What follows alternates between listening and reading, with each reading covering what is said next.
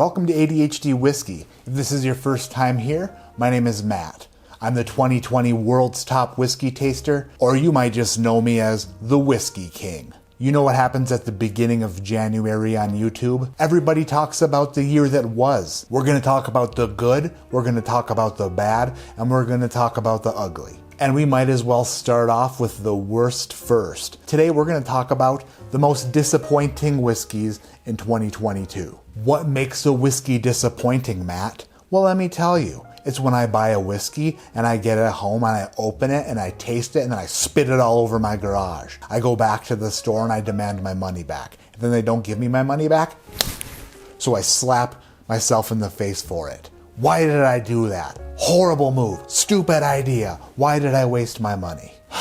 It's an endless cycle of me slapping myself over and over and over again. Let's get into my most disappointing whiskeys of 2022. Typically, a list that some people would consider to be a good list, or most people would consider to be a good list, would have like 5 or 10 or 15 or 20 or 100, something like that. But this isn't going to be a great list. This is going to be the most disappointing list of disappointing lists. So this list only has 8 whiskeys on it. And if 8 isn't enough for you, then guess what? This is a list that's not supposed to be good. So stuck on that and deal with it. Coming in at number 8. Number 8 on my not great list is a disappointing whiskey, not because it was bad or because I didn't like it. I actually do enjoy this whiskey, but the reason that it made the list was because I thought this whiskey was going to be something more special and way better. I thought it was going to strap a port-finished rocket onto my back and blast me into the outer sphere.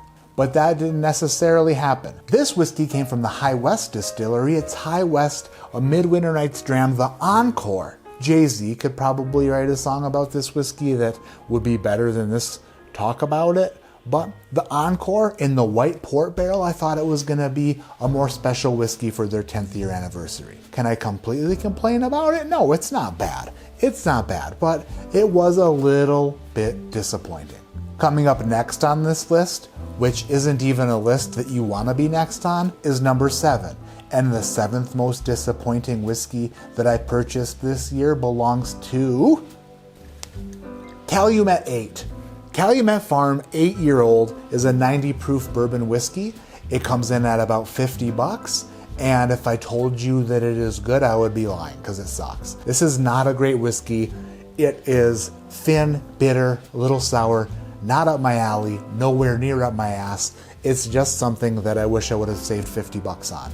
Was there a lot of hype on this bottle? No. I went out of my way and I purchased it for me. Just for me.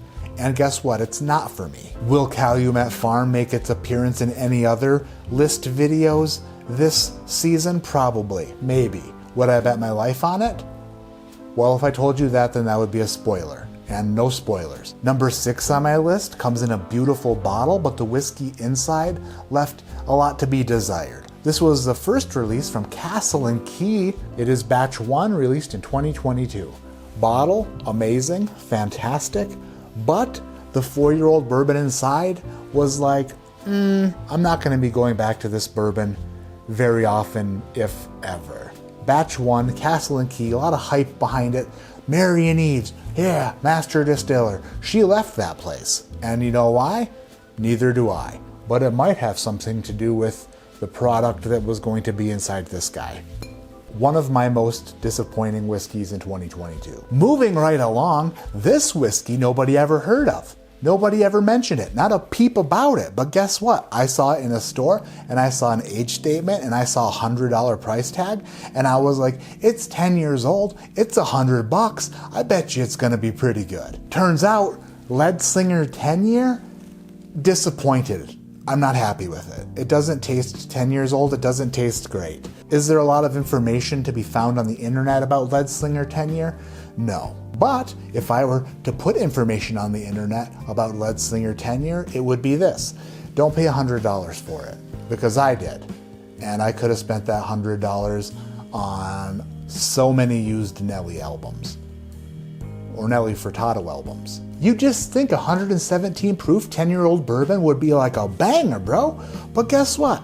Not a banger, bro. It's not a banger, bro. It is kind of like a bummer, bro. a little bit of a bummer, bro.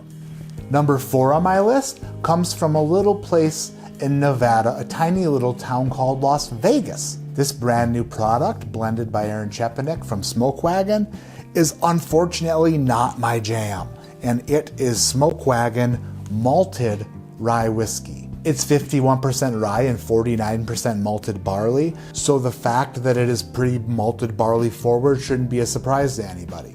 But guess what?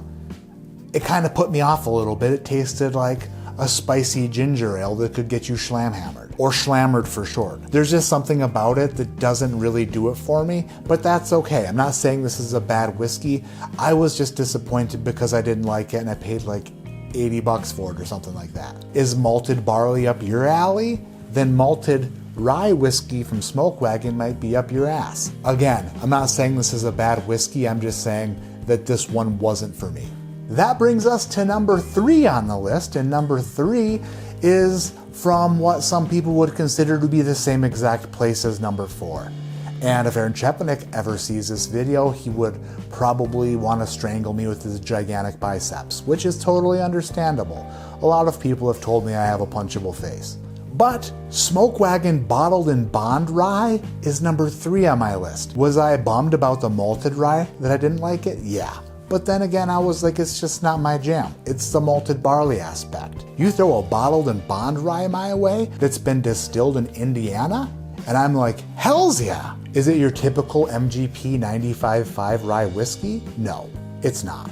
It's a 51% rye, 49% corn rye whiskey. So it has a slightly different mash bill than your typical MGP, but I was still expecting to enjoy it. But unfortunately, it just comes across thin and unappealing. I thought for sure that no matter what, I would at least like it, but something about it is just a little bit off-putting and does not do it for me. It's just not something I enjoy, and that's a bummer. That is a total bummer. But Smoke Wagon made this list twice, and that sucks. Will I continue to buy Smoke Wagon products? Absolutely. But the malted and bottled in bond rye that they released this year? Nah, not for me.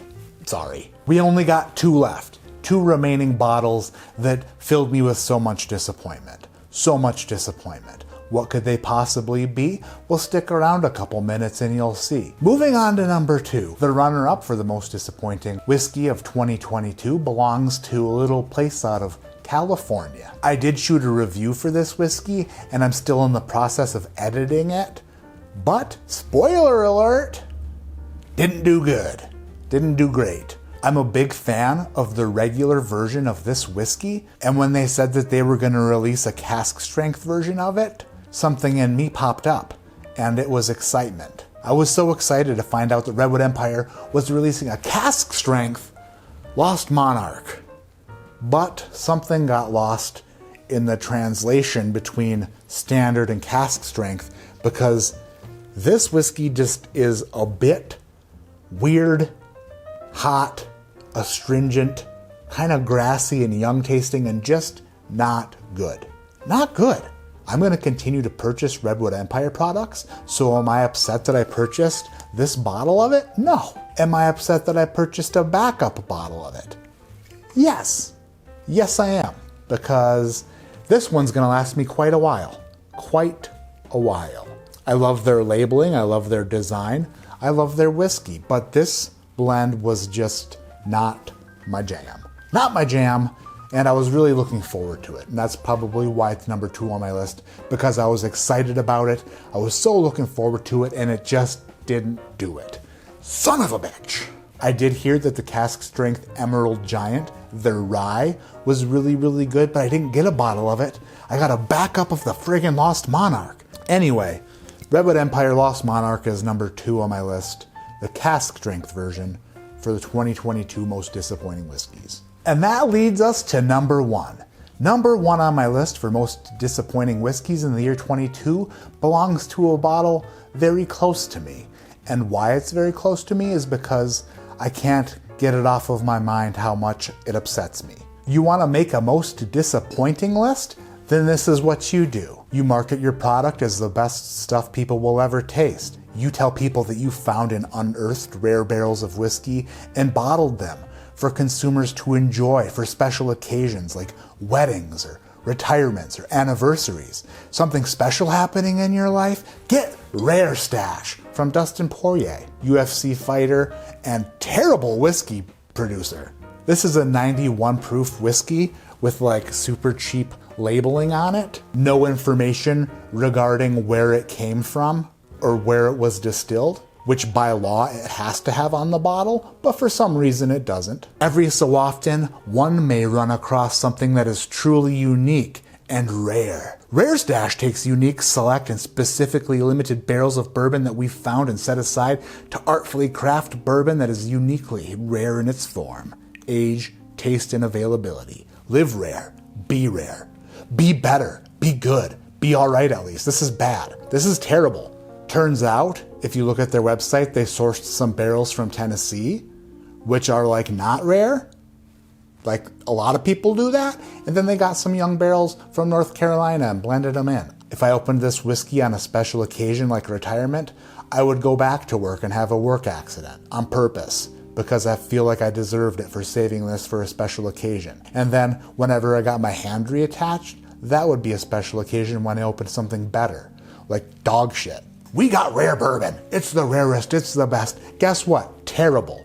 Absolutely terrible. Marketing terrible. Whiskey terrible. Great job. Great job. Live rare. Be rare. Yuck. Yuck. Hot trash. If you're out there and you're making a whiskey, just be honest about it. Be honest about it, and we don't care. If you didn't make it yourself, tell us where it came from. You saying that it's rare and fantastic and special doesn't do shit. Especially when you get it home, open it, taste it, and it tastes like shit. Then what you did was you lied. You lied and you made the consumer not happy. And what happens when the consumer's not happy? This. They get upset about it and they're like, I want my $100 back. And an apology. A written apology. And I'll tell you what font I want it in too, because I feel like I deserve it to be that extra special. I want it in Sanskrit, but I want it translated into like Times New Roman, because I don't believe I could read Sanskrit. Am I gonna finally let go my anger with Rare Stash? I should, it's a new year. But they did release a new batch, so guess what? Maybe I'll give that a try. Probably not. That was my most disappointing whiskeys of 2022. And that was the only negative list that I have this year. The rest of the lists are going to be positive. I have a best bourbon list of 2022 coming soon, a best rye list, and a best American whiskey list, which will name my whiskey of the year. How did the bourbons and ryes stack up this year? What will be my American whiskey of the year? Who's to say? Who knows? Well, we will find out soon. Thank you for watching. Thank you for subscribing. Thank you for hitting the thumbs up. And thank you for not disappointing me. If I disappointed you this year, I'm super sorry, and I apologize. My name is Matt, this is ADHD Whiskey, and like I always say, keep your head in the clouds, but your mind on positivity. That's why I got this negative list out of the way immediately. From here on out, it's smooth sailing down the positivity track.